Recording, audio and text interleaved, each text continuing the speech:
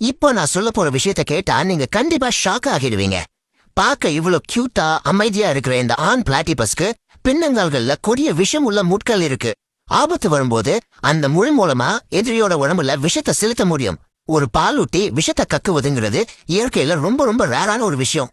உடல் அமைப்போட விசித்திரங்களை பார்த்தோம். இப்போ அதோட திகைக்க வைக்கும் வேட்டையாடும் திறனை பத்தி பார்க்கலாம். இது வேட்டையாடுற ஸ்டைலே தனிங்க. தண்ணி கழில போனதும் பாதுகாப்பிற்காக தன்னோட கண்ணு காது மூக்கு எல்லாத்தையும் முழுசா மூடிடும். இருட்டுக்குள்ள ஒன்னும் பார்க்க முடியாது, கேட்க முடியாது. அப்புறம் எப்படி இறைய பிடிக்கும்?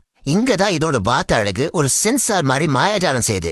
தண்ணிக்குள்ள பூச்சிகள் புழுக்கள் நகரும் போது ஏற்படுற மிக நுண்ணிய மின்சார சிக்னல்களை கூட இந்த அழகால உணர முடியும். அதை வச்சு ரொம்ப துல்லியமா இறைய பிடிச்சிடும்.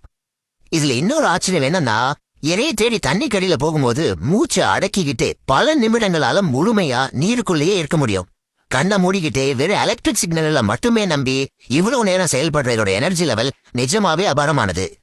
சோ இதையெல்லாம் வச்சு பார்க்கும்போது சயின்டிஸ்ட் ஏன் இத பரிணாம வளர்ச்சியின் விந்தை அப்படின்னு சொல்றாங்கன்னு உங்களுக்கு இப்போ நல்லாவே புரிஞ்சிருக்கும்.